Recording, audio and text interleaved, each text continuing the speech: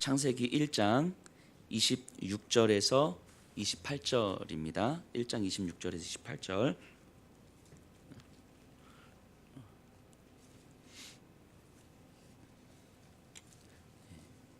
우리 한 목소리로 함께 읽겠습니다. 시작.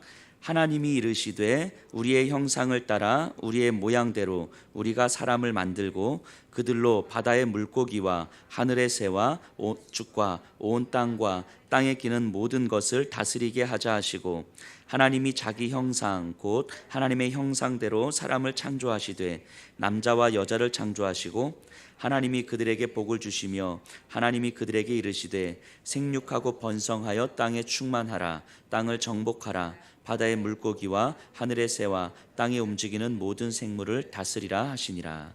아멘. 자리에 앉아주시기 바랍니다. 감사합니다. 오늘 우리 창세기 세 번째 시간입니다. 오늘 이 인간 창조에 대한 이야기를 좀 나누려고 합니다. 이 창세기는요, 그냥 창조의 역사를 쓰고 있는 책이 아니고 구속과 관련된 책이에요. 구속. 전혀 이렇게 구원함 없이 그 노예 아래서 살아가다가 온전한 하나님의 은혜로 구원을 받은 상태. 그러니까 죄가 속하여진 상태인 거죠. 하나님의 은혜로. 그걸 구속이라고 이야기를 하는데, 이 창세기는 구속의 이야기를 다루고 있어요. 오랜 노예 생활에서 하나님의 구속함을 경험한 이스라엘 백성들에게 이 의미가 무엇인지, 하나님께서 애굽에서 이들을 끄집어내 주신 의미가 무엇인지를 아직 잘 모르고 있는 이스라엘 백성들에게, 너희가 지금 여기 시내산 아래에 있는 건 너희가 이미 구속함을 받았기 때문이야 라고 이제 말씀해 주시는 거예요. 그럼 이 구속함을 받았다는 것이 무슨 의미인지 이제 그들에게 설명해 줘야 되는 거잖아요. 이게 무슨 의미인지, 누가 구속을 해준 것인지, 왜 나를 구속해 준 것인지, 그래서 구속함을 받은 내가 지금 내 삶과 우리 이스라엘 민족과 또 살아가야 되는 이 세상을 또 어떻게 바라봐야 되는 것인지, 이걸 설명해 주셔야 되는 거잖아요. 그 설명해 주는 책이 바로 창세기예요. 그러니까 창세기는 단순한 창조의 역사를 기록하는 것이 아니라 구속함을 받은 이스라엘 백성들에게 구속의 이야기를 들려주는 책이에요. 오늘날 우리들에게도 마찬가지인 거죠. 지금 또 우리를 한 주간 살아가다가 시내산 아래로 불러주신 거 아닙니까? 이 예배의 자리로. 그럼 이 예배의 자리에 있다는 이야기는 이미 하나님께서 우리를 구속해 주셨다는 이야기고, 그럼 구속함을 받은 우리에게 하나님께서는 구속의 이야기를 들려주시는 거예요. 그래서 오늘 인간 창조의 모습을 통해서 이스라엘 백성들에게 하나님께서 창조의 질서와 그리고 사람을 창조하셨다는 것을 왜 굳이 지금 시내산 아래서 말씀하고 계시는가, 이것이 시내산 아래에 있는 이스라엘 백성들이 살아가야 될 삶의 의미와 어떤 연관성이 있는가, 이거를 좀 한번 살펴보려고 합니다. 그래서 하나님께서 창조를 시작하는데요, 이 지난주에 우리가 창조를 살펴보면서 창조는 시작이 됐지만 아직 아무 형체도 없고 어떠한 생명도 아직 살 수 없는 상태, 그것을 혼돈과 공허와 어둠이라고 이야기했습니다. 그리고 그 혼돈과 공허와 어둠을 이제는 채워가기 시작하는 거예요. 하나님의 창조는 그러니까 뭔가 불완전한 것이 아니고 그때 완전하지만 아직 완성되지 않은 상태, 아직 기다림이 있는 상태인 거예요. 그렇게 이어지는 거죠. 그래서 하나님의 창조가 불완전하다고 이해하시면 안 돼요. 첫째 날은 첫째 날대로 완전한 거예요. 둘째 날은 둘째 날대로 완전한 거죠. 하지만 첫째 날은 둘째 날을 기다리는 상태에 있는 거예요. 둘째 날은 셋째 날을 기다리는 상태에 있는 거죠. 완전하지만 아직 완성되지 않은 상태. 그래서 그 과정에서 혼돈과 공허와 어둠을 이야기했어요. 근데 이 첫째부터 여섯째 날까지 창조의 질서는 굉장히 질서정연하게 만들어져요. 그래서 첫째 날부터 셋째 날까지, 넷째 날부터 여섯째 날까지가 좀 구성이 좀 다릅니다. 그래서 우리가 이해할 때는요, 이 머릿속으로 이 도식을 좀 그리면서 창조를 이해하시면 조금 더 이해가 될 것 같아요. 그러니까 이쪽에서 첫째 날, 둘째 날, 셋째 날, 넷째 날, 다섯째 날, 여섯째 날, 이렇게 그림을 좀 그려보세요. 자, 그럼 이게 굉장히 짜임새 있게 만들어진 건데 첫째, 둘째, 셋째는 질서를 만드는 창조였다면 넷째, 다섯째, 여섯째는 이 질서 안에 무언가를 채우는 창조였었어요. 생명을 채우는 창조였었던 거죠. 자, 첫째 날은 뭘 창조하시죠? 빛을 창조하시죠. 그래서 빛과 어둠을 나누세요. 그럼 첫째 날과 매칭되는 이 넷째 날, 이 첫째 날에 만든 질서에 들어갈 생명체들을 이제 넷째 날에 만드는 거예요. 넷째 날에는 뭘 만들죠? 해와 달과 별과 이 빛과 어둠, 빛을 주관하는 해와 밤을 주관하는 달과 별들을 이제 만드신 거죠. 이 첫째 날의 질서에 넷째 날에 이게 채워짐이 있는 거고요. 자, 둘째 날에는 뭘 만드시죠? 하나님께서 궁창을 만드시죠. 궁창. 그래서 하늘 위와 바다 아래 물을 만드세요. 자, 그럼 다섯째 날, 둘째 날과 매칭되는 다섯째 날은 뭘 만드시는 거예요? 하늘, 공중에 나는 새. 그 다음에 바다를 창조하셨으니까 바다에 사는 물고기를 창조하시는 거예요. 그러니까 둘째 날에 매칭되는 다섯째 날은 둘째 날에 창조한 질서 아래 채워지는 것들을 만드시는 거죠. 자, 셋째 날을 뭘 만드십니까? 땅을 만드셨잖아요. 땅. 그럼 여섯째 날은 당연히 뭘 만드시겠어요? 땅에 사는 짐승, 그리고 마지막에 사람까지. 그러니까 땅을 만드시고 땅에 사는 생명체들을 만드신 거죠. 둘째 날은 공중과 바다를 만드시고 이 공중에 나는 새와 바다에 사는 물고기를 만드신 거고, 빛을 만드시고 빛과 어둠을 주관하는 해, 달, 별들을 만드신 거죠. 그러니까 여섯째 날의 창조가 이렇게 첫째 날은 넷째 날로, 둘째 날은 다섯째 날로, 셋째 날은 여섯째 날로 이렇게 매칭이 되는 거예요. 이게 짜임새 있게 만들어지는 거죠.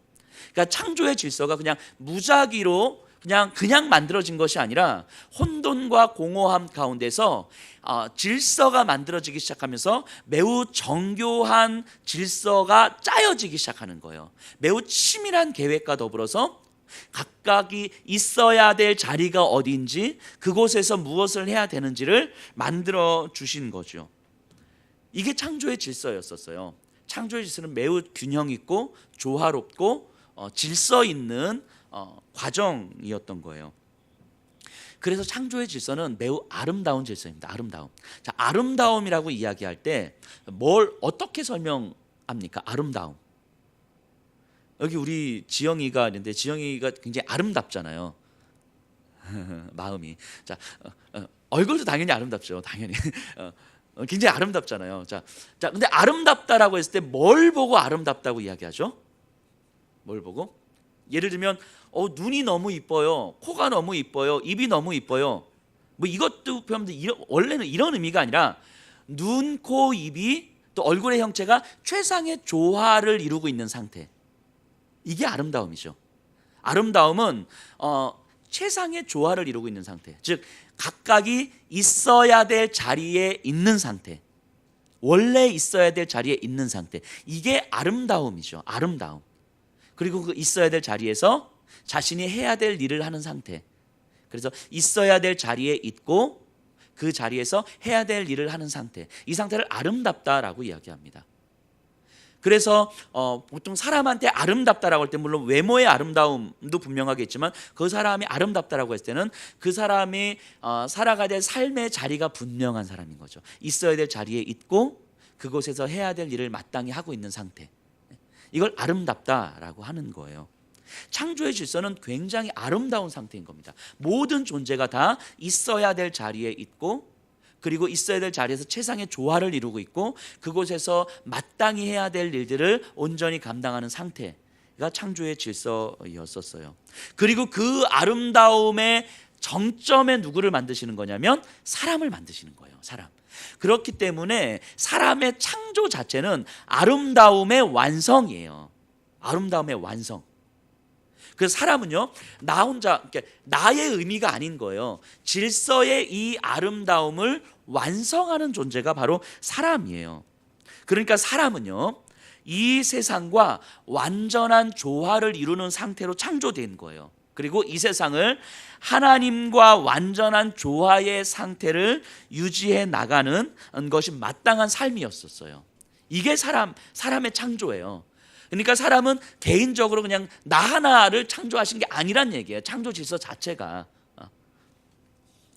그렇기 때문에 사람은 그 창조 질서에서의 사람은 항상 나와 이 세상을 향한 하나님의 마음을 듣는 자리에 있어야 되는 거예요. 그게 사람이 원래 있어야 될 자리예요. 나와 이 세상을 향하여서 하나님은 어떤 마음을 품고 계시는지를 듣는 자리. 그 자리가 아니면 열심히 살아가더라도, 최선을 다해서 살아가더라도 그것이 원래 있어야 될 자리는 아닌 거예요. 왜냐하면 사람의 존재 이유 자체가, 창조 이유 자체가 아름다움을 유지하고 아름다움을 만들어가는 것에 있기 때문인 거예요. 세상과 완전한 조화를 이루고 이 세상이 하나님과 완전한 조화를 이루도록 창조된 존재가 인간이기 때문에 이 일을 감당하기 위해서는 이 세상과 나를 향한 하나님의 마음을 들어야 되는 거예요. 그래서 그 마음을 듣는 자리가 바로 인간이 원래 있어야 되는 자리예요. 바꿔 말하면 그 하나님의 마음을 듣지 못하는 자리가 바로 타락이라고 이야기하는 거죠. 인간의 타락. 아담과 하와가 선악과를 따먹는 과정이 그 자리를 벗어나는 거죠. 저희 교회 그 중학교 2학년 여자 아이하고 이렇게 대화를 하다가 그 아이가 저한테 이런 질문을 던지더라고요. 목사님, 예전에 그 학원에서 아이들 가르칠 땐 돈 많이 버셨잖아요. 그래서 그렇지. 근데 지금은 목사 하시면서 돈 못 버시잖아요. 그래서 그렇지. 나 돈 못 벌지. 근데 그 친구가 이렇게 물어봐요. 근데 지금이 더 행복하세요? 이렇게 물어보는 거예요. 아니, 그때가 더 행복하세요? 제가 그 질문을 받으면서 한참 고민을 하다가 이렇게 대답을 했어요. 학원 강사할 때는 정말 돈을 벌기 위해서 최선을 다하면서 살았는데, 지금은 내 존재, 내 삶을 걸만한 이유가 있는 삶을 사는 거라고. 그러니까 다른 어떤 돈을 벌기 위해서 내가 나 아닌 다른 어떤 것을 위해서 최선을 다하는 삶이 아니라 그냥 나라는 존재가 살아야 할 이유가 있는 삶이라고. 내 삶을 걸만한 이유가 있는 삶을 살아가는 거라고. 그래서 지금이 훨씬 행복하다고. 그래서 지금은 돈이 없으면 좀 불편하고 힘들긴 하지만 돈이 많고 적음이 그냥 크게 의미는 없는 것 같다고. 그것이 내 삶의 행복함의 여부에 크게 뭐 좌우되는 것 같지는 않다라고 제가 이렇게 그 아이한테 이렇게 이야기를 했던 것 같아요. 제 입장에서 보면 정말 열심히 최선을 다해가는 삶이 내가 원래 있어야 되는 삶의 자리가 아니라 내가 살아가야 될 이유, 그러니까 내가 다른 어떤 것을 위해서 존재하는 것이 아니라 나 여환옥이라고 하는 존재가 이 자체로 존재해야 될 만한 이유가 있다는 것을 깨닫는 거죠. 이게 하나님으로부터 깨닫는 거 아닙니까? 그것을 깨닫고 그것을 살아내는 것, 이것이 원래 내가 있어야 될 자리에 있는 거 아니겠습니까? 이것이 없으면 우리는 또다시 하나님께서 우리를 위해서 창조해 주신 다른 그 어떤 것들 때문에 최선을 다하는 삶을 살아갈 뿐인 거죠. 항상 하나님은 처음에 우리를 창조하셨을 때요, 돈을 벌기 위해서, 권력을 갖기 위해서, 또 다른 무언가를 위해서 하나님께서 우리로 하여금 다스리라고 허락된 그 피조물들을 위해서 우리가 최선을 다하는 삶을 살아가라고 창조하지 않으셨어요. 우리는 다른 그 어떤 것을 위해서 존재하는 이 사람이 아닌 거예요. 우리 자체가, 하나님은 사람 자체를 가장 아름답게 창조하신 거예요. 아름다움의 정점으로 창조하신 거죠. 그래서 이 세상을 하나님과 완전한 조화를 이루도록 허락된 존재가 바로 사람이에요. 그래서 내가 있는 곳이 가정이든 직장이든 교회든 그곳에서 하나님과 조화를 이루도록 허락된 존재가 바로 우리 사람이란 말이죠. 그래서 이 세상을 가장 아름답게 만들어갈 존재가 바로 우리예요. 여기 계신 분들인 거예요. 이게 원래 창조의 목적이었어요. 사람을 창조하신 목적. 그래서 사람을 창조하는 과정은 다른 피조물들과 다릅니다. 26절 보세요. 하나님이 이르시되 우리의 형상을 따라 우리의 모양대로 우리가 사람을 만들고 그들로 바다의 물고기와 하늘의 새와 가축과 온 땅과 땅에 기는 모든 것을 다스리게 하자 하시고. 창조하실 때요, 여기서 알 수 있는 것은 다른 인간을 창조하기 전에 다른 모든 피조물들을 창조하실 때 하나님 어떻게 창조하시냐면 명령을 하시거든요. 있으라, 있으라, 되게 하라, 이렇게 명령하시거든요. 근데 사람을 창조하실 때는 그렇게 명령하지 않으십니다. 뭐라고 말씀하시냐면 우리의 형상을 따라 우리의 모양대로 우리가 사람을 만들자. 사람에게, 흙에게 너 사람이 되어라 이렇게 말씀하신 게 아니라 하나님께서 우리의 형상을 따라 우리가 만들자. 굉장히 이건 인격적 표현인 거죠. 하나님이 손수 빚으셔서 손수 빚으신 그 대상과 자신을 닮게 하신 거예요. 하나님의 형상을 따라, 이건 하나님을 닮았다 이런 의미거든요. 인간을 창조하실 때는 하나님께서 하나님과 닮은 꼴로 창조하신 거예요. 직접 손으로 빚으시면서 뭔가 명령하셔서 그냥 너가 이렇게 되어라 이렇게 말씀하지 않으셨단 말이죠. 그러니까 인간은 창조부터 하늘에 이 땅을 창조하신 그 하나님께서 우리를 손수 빚으시면서 자신을 닮은 꼴로 빚어주신 거예요. 그리고 인격적으로 우리를 만들어 주신 거죠. 그러니까 창조 자체가, 인간은 굉장히 인격적 존재로 창조된 거예요. 그래서 하나님을 닮고 하나님의 성품을 닮아서 그 하나님의 마음이 고스란히 우리 안에 들어올 수 있도록 창조된 존재, 이게 인간이에요. 그러니까 인간은 그 존재만으로도 이 세상을 아름답게 만들어갈 수 있는 존재인 거예요. 그게 저와 여러분들이에요. 이게 이제 인간을 창조한 거죠. 근데 그 인간이 그 하나님의 마음을 품고 이 땅에 아름다움을 만들어 가야 되잖아요. 근데 그 하나님의 닮은 모습, 하나님의 성품을 드러내는 과정을 하나님은 이렇게 표현합니다. 27절에 보면요, 하나님이 자기 형상 곧 하나님의 형상대로 사람을 창조하시되 남자와 여자를 창조하시고. 사람은요, 그 창조 자체가 관계적 존재라고 이야기했잖아요. 나 혼자 딱 만들어진 것이 아니라 이 세상의 아름다움의 정점이라고 이야기했잖아요. 그러니까 이 세상을 아름답게 만들어 가야 되는 거잖아요. 그래서 하나님의 마음을 품어야 되는 존재인데, 이 인간이 그 하나님의 마음을 품고 아름답게 만들어 가는 데 있어서 이 인간의 아름다움을 완성해 주는 과정이 바로 남자와 여자인 거예요. 그래서 이 관계에서, 남자와 여자의 관계에서 사람은 하나님의 성품을 드러내는 거예요. 이게 꼭 남자와 여자여서 뭐 가정을 이야기하는 것만은 아니에요. 가정을 넘어서 또 교회요, 우리가 맺고 있는 모든 관계들인 거죠. 그래서 사람은 이 관계 속에서 하나님과 닮은 꼴을 드러내는 거예요. 우리 2장 가서 볼까요? 2장에 18절 보면요, 여호와 하나님이 이르시되 사람이 혼자 사는 것이 좋지 아니하니 내가 그를 위하여 돕는 배필을 지으리라. 하나님이 창조하시면서 하나님 보시기에 좋았더라, 하나님 보시기에 좋았더라 이렇게 표현을 하세요. 근데 유독 좋지 못했더라, 하나님 보시기에 좋지 아니하였더라 라는 표현이 여기 딱 한 번 나오거든요. 사람이 혼자 사는 것이 좋지 아니하니, 이 말은 무슨 말입니까? 아담 하나 딱 창조해놓고 얘 별로네, 이게 아니라 아직 그것이 창조의 완성이 아닌 거예요. 그래서 사람이 좋으려면, 사람의 존재가 완성되려면 남자와 여자가 있어야 된다고 말씀하시는 거예요. 이걸 돕는 배필이라고 이야기합니다. 돕는 배필. 예전에 제가 한번 설명드렸던 것 같긴 한데, 돕는 배필의 의미를 그냥 여자는 남자를 도와주는 존재 이렇게 생각하시면 안 돼요. 여기서의 돕는 배필, 에제르라는 단어를 쓰는데, 이 단어는 언제 쓰여지는 단어냐면 하나님께서 자신의 백성 이스라엘을 도우신다라고 할 때 쓰는 단어예요. 하나님의 백성을 도우신다. 이 돕다라는 의미는 무슨 의미입니까? 지킨다, 보호한다 이런 의미잖아요. 하나님이 우리보다 열등한 존재여서, 우리보다 못한 존재여서 우리를 도우시는 게 아닌 거잖아요. 우리보다 훨씬 강하고 훨씬 능력이 있으신 분이기 때문에 능히 우리를 도우시고 지키시고 보호하실 분인 거죠. 이게 돕는 자의 의미예요. 에제르의 의미죠.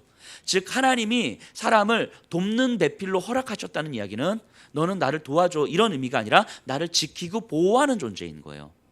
이게 상호 간의 관계인 거죠. 그래서 여자는 남자를 지키고 보호하는 존재고 남자는 여자를 지키고 보호하는 존재예요. 자, 그럼 뭐로부터 지키는 거예요? 뭐로부터? 인간이 원래 있어야 되는 자리가 어디였다고요? 하나님의 마음을 들어야 되는 자리라고요. 그럼 이거로부터 벗어나지 않도록 지키고 보호하는 역할이 돕는 배필인 거예요. 그래서 남자는 여자를, 여자는 남자를 하나님의 마음을 들을 수 있는 상태, 하나님의 마음을 듣고 그 마음으로 이 세상의 아름다움을 만들어가는 상태로 살 수 있도록 지키고 보호하는 존재가 여자요 남자인 거예요. 이거를 가정으로 적용하면 가정 안에서 부부 사이의 역할이 바로 이 역할인 거예요. 그래서 아내가 남편을, 남편은 아내를 그렇게 도와줘야 되는 거죠. 그래서 가정 안에서 서로가 하나님의 마음을 어떻게 듣고 있는지, 그 하나님의 마음이 내 감정과 머리를 어떻게 지배하고 있는지, 그래서 그것을 어떻게 살아내고 있는지, 이것이 부부 사이에서, 자녀들과의 관계에서, 또는 우리 직장과 지역에서 어떤 방식으로 그것이 드러내고 있는지를 서로가 지키고 보호하고 안아주고 나누고 이러는 과정, 그 관계가 바로 부부 관계인 거죠. 이게 원래 창조에서의 부부 관계인 거예요. 이 가정이 이런 관계로 만들어지지 않으면 엄밀한 의미에서의 창조의 질서가 아닌 거잖아요. 사람은 그렇게 창조된 거예요. 그것을 통해서, 그 관계를 통해서 하나님의 닮은 꼴을 드러내는 거예요. 하나님의 성품을 드러내는 거예요. 그래서 이 두 관계를 통해서 우리가 하나님과 닮은 꼴이 이렇게 만들어지는 거구나, 완성되는 거구나, 이렇게 깨닫는 거죠. 그래서 사람은 하나님의 창조 목적을 실현하기 위해서는 반드시 관계 속에 들어가 있어야 되는 거예요. 반드시 관계 속에 들어가 있지 않으면 하나님의 성품을 완성할 수가 없습니다. 사람은 그렇게 창조된 거예요. 근데 이것이 하나님의 창조의 질서에서 아름다움을 유지하고 이 아름다움을 유지해주는 역할이 사람인데, 근데 이제 이게 깨지기 시작하잖아요. 타락함으로 말미암아. 그래서 마음을 듣는 자리에서 벗어나서 둘의 관계가 깨지기 시작하고, 그래서 뼈 중에 뼈요 살 중에 살이라고 고백했던 그 관계가 이제는 내 타락의 원흉이 되어버린 거죠. 이 사람 때문에 내가 이렇게 범죄했습니다. 이렇게 되는 거죠. 서로가 이제 적대적 관계가 만들어지는 거죠. 그러면서 이 세상이 다 타락해지기 시작하잖아요. 아름다움이, 질서가 다 깨지기 시작합니다. 그리고 이 세상은 더 이상 아름답지 않아요. 하나님의 조화로운 상태에 있지 않습니다. 자, 이때 하나님은 이스라엘 백성들을 시내산 아래로 불러주시는 거예요. 자, 이 의미는 뭐겠습니까? 이제는 아름답지 않은 세상에서, 아름답지 않은 삶에서, 아름답지 않은 가정과 아름답지 않은 공동체에서 하나님께서 이스라엘 백성들을 시내산 아래로 불러주셔서 이 얘기를 지금 하고 계시는 거예요. 이제 거꾸로 들어가는 거죠. 예전에는 아름다움의 질서 위에 사람이 창조되었던 거라면, 이제는 다 깨진 아름다움에서 사람을 불러주시고 그 이스라엘 백성들을 하나님의 백성으로, 거룩한 나라로 선포해 주시고, 그리고 너희로부터 이제 아름다움의 질서가 만들어지는 거야. 이제는 아름다움으로부터 인간이 만들어졌다면 이제는 다시 인간으로부터 아름다움을 회복해가는 과정으로 이스라엘 백성들을 불러주신 거죠. 그래서 창세기를 기록하고 있는 거죠. 그리고 오늘날에 예수 그리스도께서 이 땅에 오심으로 우리를 구속해 주시고 나서, 그리고 우리로 하여금 하나님의 아름다움이 다 깨어진 이 세상을 바라보게 하시고, 근데 원래는 이 세상이 아름다운 질서라는 것을 깨닫게 하시고, 그리고 우리를 회복시켜 주시고 나서 우리를 통해서 다시 아름다움을 회복해 가라고 우리를 구속해 주신 거죠. 그래서 우리를 교회 공동체로 이렇게 불러주신 거죠. 그러니까 오늘날 우리가 예배의 자리에 있고 교회 공동체 자리에 있다는 건 내가 예수 믿고 내가 구원받, 이런 차원을 넘어서는 거예요. 우리를 이곳에 불러주셔서 이 우리의 가정이 얼마나 깨어져 있는지를 보게 하시고, 우리의 가정 안에서 어떻게 창조의 그 아름다움을 회복할 수 있는지, 돕는 배필로서의 아름다움을 회복할 수 있는지를 깨닫게 하시고 만들어 가도록 우리를 불러주신 거예요. 그리고 우리가 살아가는 이 세상의 질서를 바라보게 하시고, 여전히 혼돈과 공허의 질서를 바라보게 하시고, 그래서 이 질서에 어떻게 아름다움을 회복해 갈 수 있을지를 우리로 하여금 보게 하시는 거예요. 그래서 예수 그리스도를 믿고 교회 공동체 안에 있다는 이야기는 회복된 우리가 깨어진 하나님의 질서를 바라보고 그것을 위해서 살아가라고 불러주신 거죠. 그래서 시내산 아래에 있는 상태를 재창조라고 이야기하는 것처럼 예수 그리스도의 십자가의 죽으심과 부활하심을 재창조 사건이라고 이야기하는 거예요. 우리가 재창조를 통해서 다시금 창조된 존재가 된 거예요. 그러니까 이 창세기의 말씀은 여전히 오늘날 우리에게 유효한 거죠. 하지만 이제 순서가 바뀌었을 뿐인 거죠. 아름다움의 질서에서 우리를 만들었다면 이제 우리를 통해서 아름다움을 회복해가는 과정으로 만들어 주시는 거죠. 그래서 오늘날 교회 공동체를 생각할 때에 우리가 이렇게 이해를 좀 하셔야 되는 거예요. 교회 공동체를 통해서 우리가 5년이 지나고 10년이 지나면서 너무 오랫동안 있으니까 너무 친하고 너무 다 알고 이제 속속들이 알고 숟가락 몇 개 있는가지 다 알고 우리는 교회 안에서 너무 친해요. 이게 교회가 만들어가야 될 관계의 모습은 아닌 거죠. 이런 게. 또는 그냥 뭐 내가 예배 드리고 가면 되지 뭐. 이러면서 그냥 나 혼자의 의미를 가지고 그냥 신앙생활하는 거. 이것도 교회 공동체가 있어야 될 이유는 아닌 거죠. 서로 아프고 힘들고 그럼에도 그 힘겨움 가운데 말씀 붙들고 몸부림칠 수 있도록 우리가 옆에서 도와줘야 되는 존재들인 거잖아요. 돕는 배필로. 옆에 있는 지체가 힘들어할 때 그것을 지켜주고 보호해주고 말씀으로부터 벗어나지 않도록 그래도 이 말씀 앞에 설 수 있도록 함께 울어주고 함께 아파하고 그리고 결국 우리를 회복시키는 건 그 말씀이기 때문에 그래도 우리 말씀 앞에 가자고 예배 앞에 가자고 이렇게 도와주는 과정, 돕는 배필로서 우리가 교회 공동체로 허락된 거 아닙니까? 있으면서 서로 갈등할 수 있죠. 서로 때문에 서운할 수 있죠. 근데 내 감정에 집중하려는 본능에서 그리스도를 세우려는 영적 몸부림을 치면서 함께 낮아지고 또 함께 서로를 섬기고 이런 과정들을 통해서 서로의 모습을 바라보면 세워간다면 그렇게 5년이 지나고 10년이 지나면 성도 안에서 서로의 얼굴만 딱 봐도 눈물이 왈칵 쏟아지는 거 아니겠습니까? 왜냐하면 그 10년 동안 얼마나 믿음의 몸부림을 치고 또 그 모습을 돕기 위해서 우리도 얼마나 같이 아파했고 또 내가 이렇게 힘들 때 내 옆에 있는 지체가 얼마나 나를 위해서 울어주면서 힘겨워했는지 그럼에도 불구하고 내가 말씀에서 떠나지 않도록 나를 얼마나 지켜줬는지 때로는 트러블이 있어서 마음이 상하기도 섭섭하기도 하지만 그럼에도 서로가 보던 그 그리스도를 세워가기 위해서 서로 낮아지기 위해서 얼마나 몸부림쳤는지 이 과정들을 다 봤기 때문에 그렇게 5년이 지나고 10년이 지났을 때 그 모습만 봐도 그냥 가슴이 뭉클한 거죠. 뭐 눈물이 왈칵 쏟아지는 거죠. 이게 돕는 배필이죠. 이게 교회 공동체죠. 그래서 이 공동체를 통해서 서로가 서로를 통하여서 하나님을 더 깊게 알아갈 때 이 공동체에는 아름다움이 회복되는 거죠. 아름다움이. 그 믿음의 싸움을 함께 몸부림쳐 갈 때 아름다움이. 그렇게 경험되어지는 아름다움은 교회 바깥을 향하여서 이제 영향력을 끼치게 되는 거 아닙니까? 그런 믿음의 동역자가 돕는 배필이에요. 그리고 이 교회는 이런 방식, 이런 돕는 배필로서 세상과 관계를 맺는 거예요. 이 세상을 바라보면서 이 세상이 하나님의 마음을 들을 수 있도록 하기 위해서 그래서 하나님의 그 조화로운 질서를 만들어 가기 위해서 우리가 도와주는 역할을 하는 거예요. 이 세상에. 이 세상을 지키고 보호하고 안아주고 그래서 이 세상이 하나님의 조화를 이루도록 하기 위해서 끊임없이 나를 내어주고 내가 낮아지고 내가 섬기고 교회와 그리스도인이 세상과 관계를 맺는 방식인 거예요. 세상을 돕는 배필로 하나님은 우리를 회복해 주신 거죠. 그래야 우리를 통해서 이 세상에 아름다움의 질서가 만들어지는 거 아닙니까? 이게 돕는 배필이에요. 이게 하나님께서 사람을 창조하신 목적이에요. 예수 그리스도를 통하여서 우리를 재창조하신 이유인 거죠.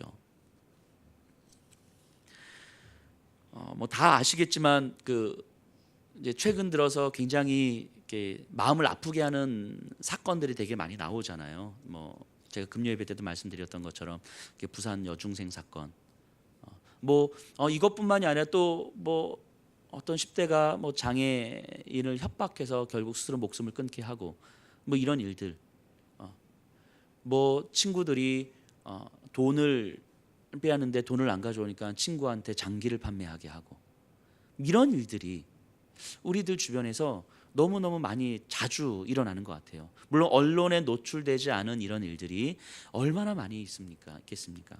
부산 여중생 사건을 보면서 참 오랜 시간 이렇게 마음이 되게 무거운 것 같아요. 저는 뭐 아직까지도 답답하고 무겁고 물론 가해 학생들은 분명한 처벌을 받아야 합니다.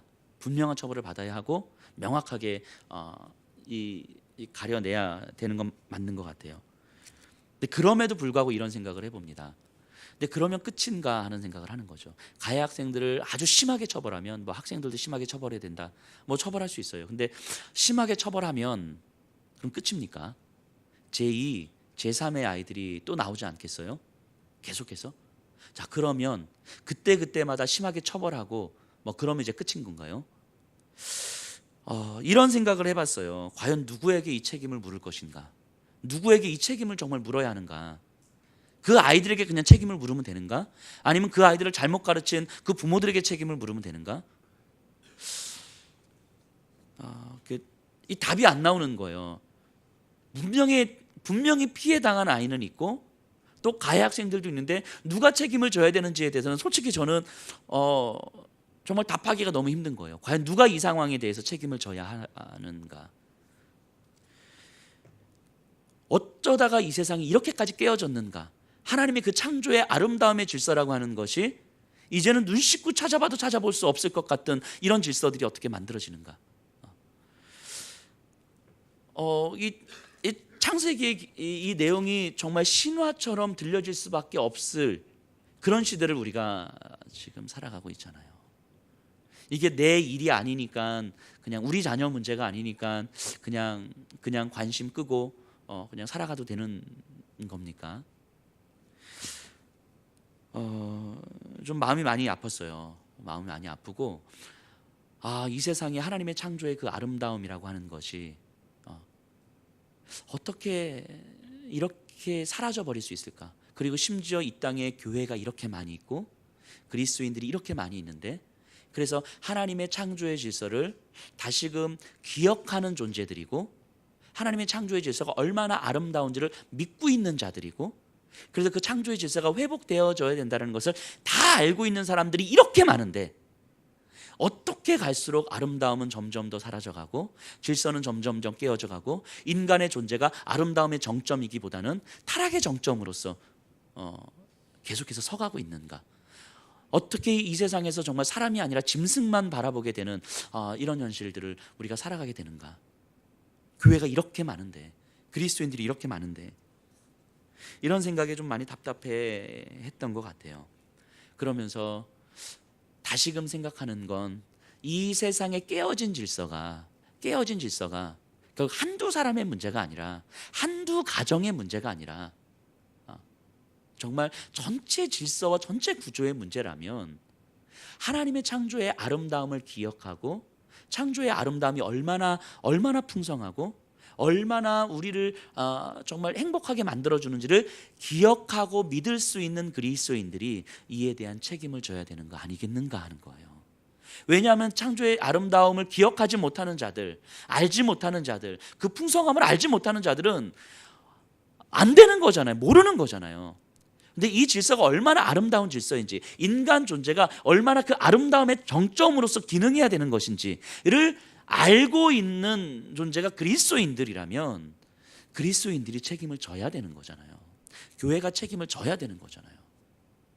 교회가 우리들끼리 모여가지고 우리들끼리 너무 행복한 질서를 만드는 건 그건 돕는 배필이 아니잖아요.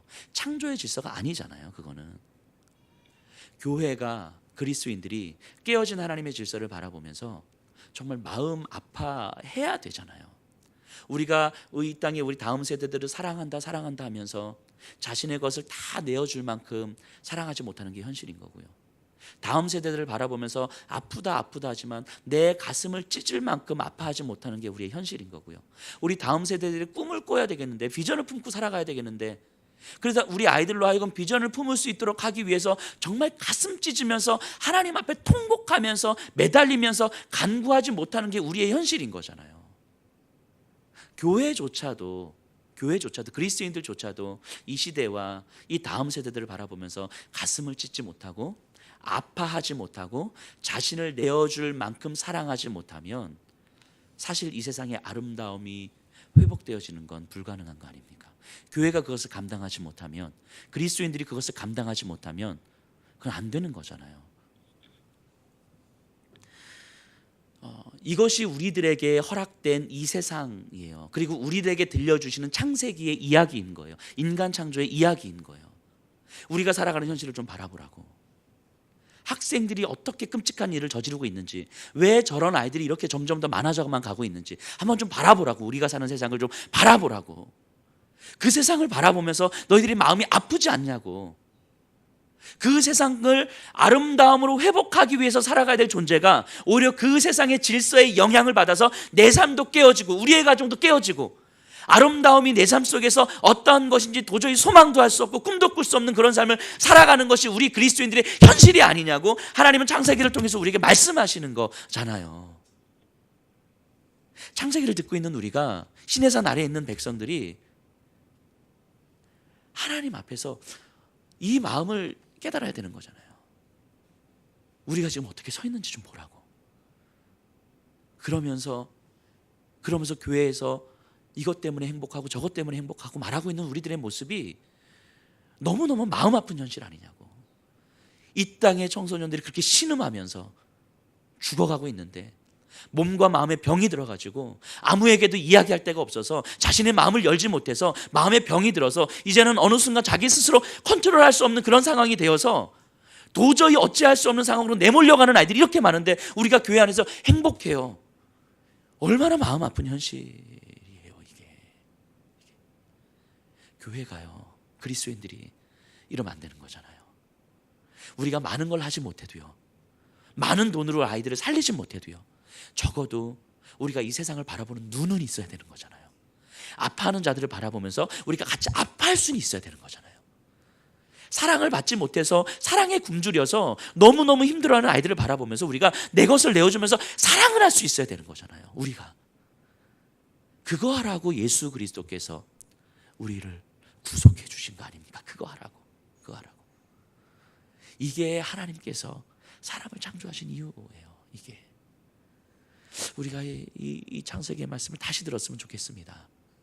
그리고 우리가 이 세상에 대해서 좀 아파했으면 좋겠어요. 그리고 이 세상을 바라보면서, 특별히 우리 아이들을 바라보면서, 우리 주변에 깨어진 가정들을 바라보면서 우리가 좀 아팠으면 좋겠어요. 그리고 하나님 앞에 좀 부르짖었으면 좋겠어요. 주님 내가 어찌해야 되겠습니까? 하나님의 아름다움을 경험한 내가 완전히 깨어진 이 아름다움의 질서를 바라보면서 하나님 내가 어찌해야 되겠습니까? 하나님 저에게 마음도 주시고 지혜도 주시고 힘도 주시고 사랑도 주시고, 하나님 나를 통해서 단 한 사람이라도 그 아름다움을 회복하는 삶을 살게 해주십시오. 우리 이렇게 기도하십시다.